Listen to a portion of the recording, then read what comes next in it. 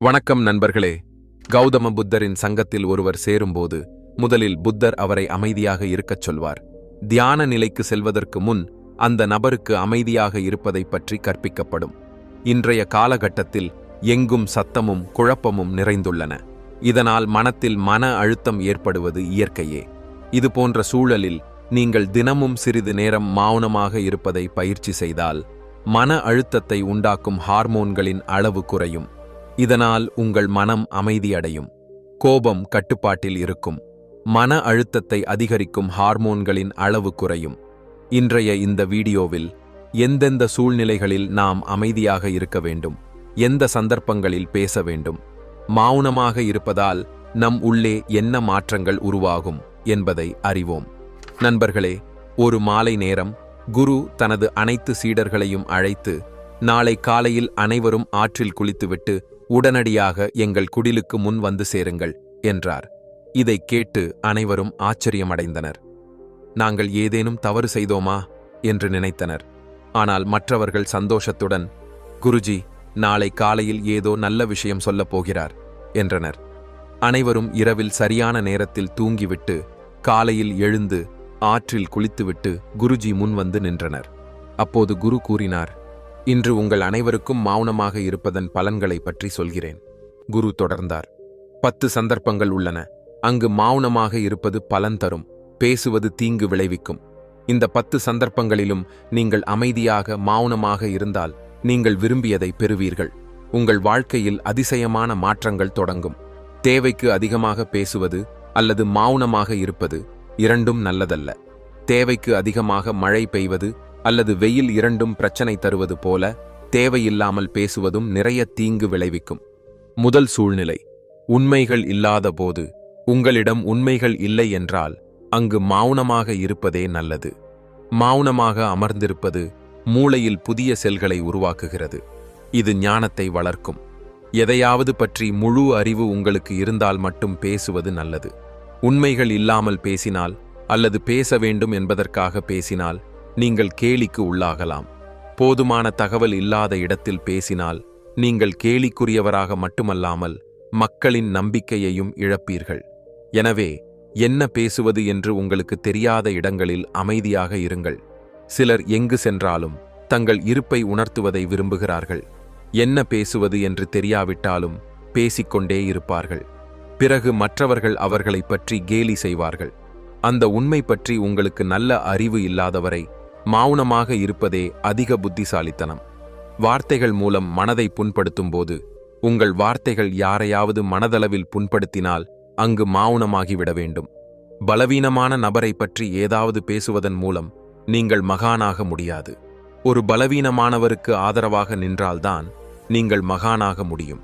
சில நேரங்களில் சிலர் தங்களை விட சிறியவர்களை திட்டிக்கொண்டே இருப்பார்கள். எதிர்கொள்பவர் உயரத்தில் உங்களை விட குறைவாக இருந்தால் அவர் உங்களிடம் எதுவும் சொல்ல மாட்டார். ஆனால் நீங்கள் அவருடைய கண்களில் வீழ்ச்சி அடைந்து கொண்டே இருப்பீர்கள். நாளை அவரும் உங்களை விட பதவியில் உயர்ந்தவராக ஆகலாம். அவர் உங்களை விட உயர்ந்த பதவியில் இருக்கும்போது இன்று நீங்கள் அவரிடம் காட்டும் நடத்தையைதான் அவரும் எதிர்காலத்தில் உங்களிடம் காட்டுவார். யாரையாவது தாழ்த்தி காட்டுவதன் மூலம் நீங்கள் பெரியவராக முடியாது. பெரியவராக இருக்க வேண்டுமென்றால் உங்களை விட சிறியவர்களுக்கு மரியாதை காட்ட கற்றுக்கொள்ளுங்கள். பெரியவர்களுக்கும் மரியாதை காட்ட வேண்டும். மக்கள் நினைப்பது என்னவென்றால், திமிராக பேசி மற்றவரை தாழ்த்த முயற்சித்தால் அவர்கள் பெரியவர்கள் ஆகிவிடுவார்கள். இது அவர்களின் தவறான எண்ணம். பெரியவர்களாக மாறுவதற்கு பதிலாக அவர்களுடைய கண்களில் நீங்கள் வீழ்ச்சி அடைந்து கொண்டே இருப்பீர்கள். எனவே சீடர்களே, நீங்கள் பேசும்போது எப்போதும் மரியாதையுடன் பேசுங்கள். அதனால் உங்கள் பேச்சு மக்களுக்கு நன்றாக தோன்றும். பேசும்போது சகோதரன், சகோதரி, தாய், தந்தை, நண்பர் போன்ற முறையான முகவரிகளை பயன்படுத்துங்கள். இது உங்கள் கௌரவத்தையும் மதிப்பையும் உயர்த்தும். மக்களின் பார்வையில் நீங்கள் புத்திசாலியாக வளர்வீர்கள். இரண்டாவது சூழ்நிலை, கோபம் அல்லது வெறுப்பு உள்ளபோது. உங்களுக்கு சொந்தமான அல்லது உறவினர் ஒருவர் உங்கள் மீது கோபப்படும்போது, உங்களை அவமானப்படுத்தும் போது அந்த நேரத்தில் நீங்கள் மௌனமாக இருக்க வேண்டும். இதனால் எதிர்பார்ப்பவரின் கோபம் முழுமையாக வெளிப்பட்டுவிடும். நீங்கள் சரியாக இருந்தால் அவரிடம் மன்னிப்பு கேட்காதீர்கள். மௌனமாக இருந்து சரியான நேரத்திற்காக காத்திருக்கவும். அவர் தனது தவறை உணரும்போது தானாகவே உங்களிடம் மன்னிப்பு கேட்பார். உங்கள் சொந்த உறவினர் உங்கள் மீது கோபப்படும்போது நீங்கள் அமைதியாக இருந்தால் அது மரியாதை காட்டுவதற்கான அடையாளமாகும். இதனால் யாரும் சிறியவராகவோ பெரியவராகவோ மாறமாட்டார்கள். உங்களுக்கு கோபம் வந்தால் யாரையும் அவமதிக்காமல் அங்கிருந்து வெளியேறுங்கள் அல்லது மௌனமாக இருங்கள். கோபப்படுவதால் உங்கள் உறவுகள் மோசமடையும். கோபப்படுவது எப்போதும் கோபப்படுபவருக்கே தீங்கு விளைவிக்கும். குரு சொன்ன கதை. ஒருமுறை ஒரு பாம்பு காட்டிலிருந்து ஓடி ஒரு ராஜாவின் வீட்டிற்குள் வந்தது. மக்கள் அதை தொந்தரவு செய்தபோது அது மிகவும் கோபமடைந்தது. வீட்டில் கிடந்த வாளை சுற்றி இறுக்கிக் கொண்டது. மெதுவாக அதன் உடல் முழுவதும் வெட்டப்பட்டது. அதேபோல் நமது கோபமும் வாளை போல நம் உடலை வெட்டிக்கொண்டே இருக்கும். கோபம் தியானத்தால் குறையும். நீங்கள் தினமும் தியானத்தில் அமர்ந்தால் உங்கள் கோபம் உங்கள் கட்டுப்பாட்டில் இருக்கும்.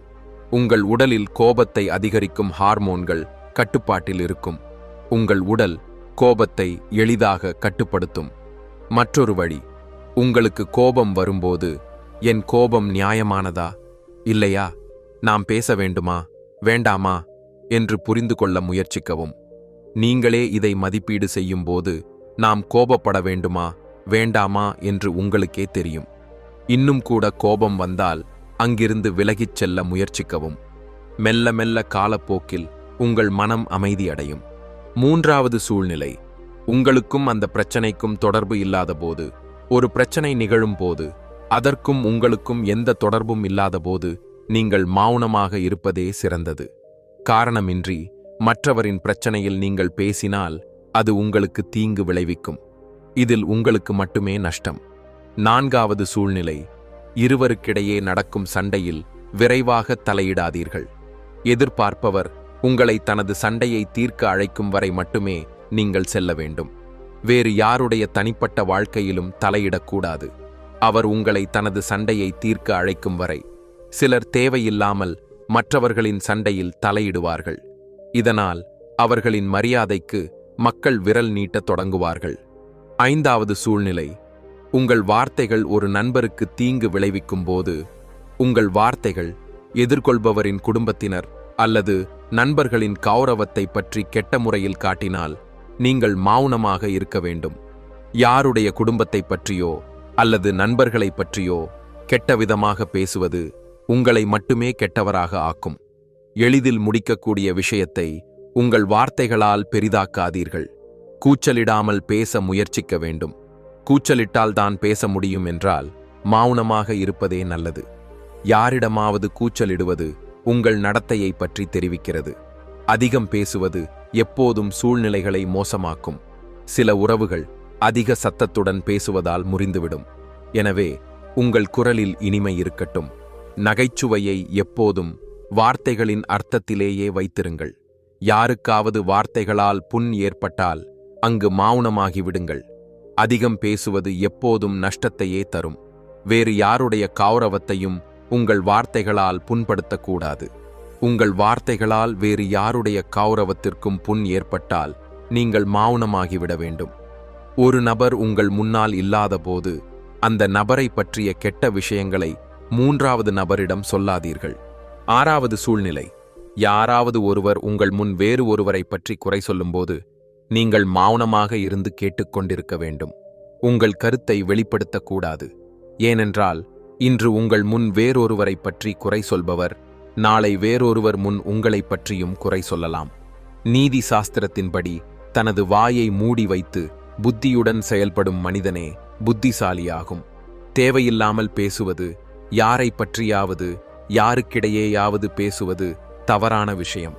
சில நேரங்களில் நமக்கு புத்திசாலித்தனம் என்பது நாம் எங்கே வாயை திறக்கக்கூடாது என்பதை அறிவதில்தான் இருக்கிறது. ஏழாவது சூழ்நிலை, யாரும் உங்கள் உணர்வுகளை புரிந்து கொள்ளாதபோது. யாரோ ஒரு நபர் உங்கள் உணர்வுகள், துக்கம் அல்லது கவலைகளை வார்த்தைகளில் புரிந்து கொள்ளவில்லை என்று நீங்கள் உணர்ந்தால், அல்லது புரிந்து கொள்ள முயற்சிக்கவே இல்லை என்று உணர்ந்தால், அல்லது கவனமாக கேட்கவே இல்லை என்று உணர்ந்தால், அத்தகைய நபரிடம் நீங்கள் மௌனமாக இருங்கள். ஏனெனில் இத்தகையோருக்கு உங்கள் உணர்வுகளிலோ துக்கத்திலோ எந்த தொடர்பும் இருக்காது. இத்தகைய மக்களிடம் உங்கள் இரகசியங்களை சொல்வதால் பின்னால் வருத்தப்படுவீர்கள். எனவே எல்லோரிடமும் உங்கள் மனதில் உள்ளதை சொல்லக்கூடாது. எதிர்கொள்பவர் உங்கள் பேச்சை புரிந்து கொள்ளவில்லை, உங்கள் உணர்வுகளை புரிந்து கொள்ளவில்லை என்று நீங்கள் உணரும்போது நீங்கள் பேசக்கூடாது. இல்லையெனில் அவர்கள் உங்களை கேலி செய்வார்கள். எதிர்கொள்பவர் உங்கள் உணர்வுகளை சரியாக புரிந்து கொள்கிறார், நீங்கள் சொல்வதை சரியாக கேட்கிறார் என்று நீங்கள் உணரும்போது மட்டுமே அவரிடம் உங்கள் கருத்தை சொல்லுங்கள். 8வது சூழ்நிலை. யாராவது ஒரு நபர் தனது துக்கம் அல்லது பிரச்சனையை உங்களிடம் சொல்கிறார் என்றால் அவர் உங்களை தன்னுடையவராக நினைக்கிறார் என்பதாகவும், அப்படி இருக்கும்போது உடனடியாக அவருக்கு தீர்வு சொல்வதற்கு பதிலாக மௌனமாக இருந்து அவரது துக்கம் அல்லது பிரச்சனையை கேட்க வேண்டும். அவரது துக்கம் அல்லது பிரச்சனையை வேறு யாரிடமும் சொல்லக்கூடாது. அவர் இதை சொல்வதன் நோக்கம் அவரது பிரச்சனைகளுக்கு நீங்கள் தீர்வு காண்பிப்பீர்கள் என்பதால் மட்டுமல்ல, எதிர்கொள்பவர் அவரது பேச்சை புரிந்து கொள்கிறார் என்பதால் கூட சொல்கிறார். சொல்வதால் துக்கம் குறையும்.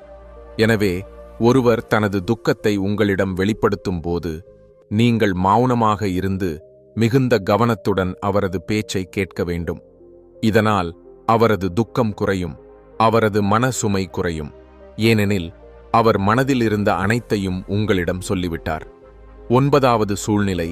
தீய இயல்புடையவர்கள் இருப்பதும் திட்டுவதுமான இடங்களில் தீய இயல்புடைய மக்கள் வசிக்கும் இடங்களுக்கு செல்லாதீர்கள். அங்கு அவர்கள் திட்டிக் கொண்டிருந்தால் உங்கள் எதிர்வினையை தெரிவிக்காமல் அங்கிருந்து அமைதியாக விலகுங்கள். ஏனெனில் வாய் தவறியவர்கள் என்பது அவர்கள் தீய இயல்புடையவர்கள் என்பதை காட்டும். அவர்களின் மனம் முழுமையாக அமைதி அடையாதவரை நீங்கள் அவர்களை புரிந்து கொள்ள முடியாது.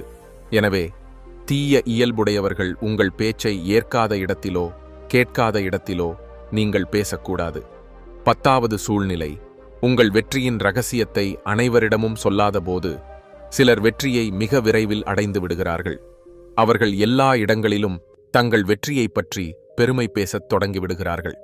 இதனால் என்ன ஆகும் என்றால் பலர் உங்கள் வெற்றியில் மகிழ்ச்சி அடைய மாட்டார்கள். நீங்கள் உங்கள் வெற்றியை மக்களிடையே கட்டாயமாக பறைசாற்றினால் மக்களின் எதிர்மறை ஆற்றல் உங்களை பாதிக்கும். நீங்கள் வெற்றி பெற்றால் அனைவருக்கும் தானாகவே தெரியும். பெருமை பேசுவதால் உங்களுக்கே நஷ்டம் ஏற்படும். இவ்வாறு கூறி குரு முடித்தார்.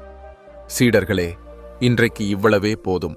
நீங்கள் அனைவரும் இந்த 10 விஷயங்களையும் உங்கள் வாழ்க்கையில் கடைபிடித்தால் நீங்கள் பெருமளவிற்கு பிரச்சனைகளிலிருந்து தப்பித்திருப்பீர்கள்.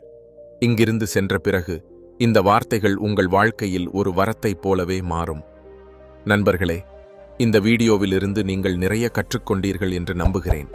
நீங்கள் விரும்பினால் இந்த சேனலுடன் இணைந்திருக்க இந்த சேனலை சப்ஸ்கிரைப் செய்ய மறக்காதீர்கள். பார்க்கலாம் நண்பர்களே.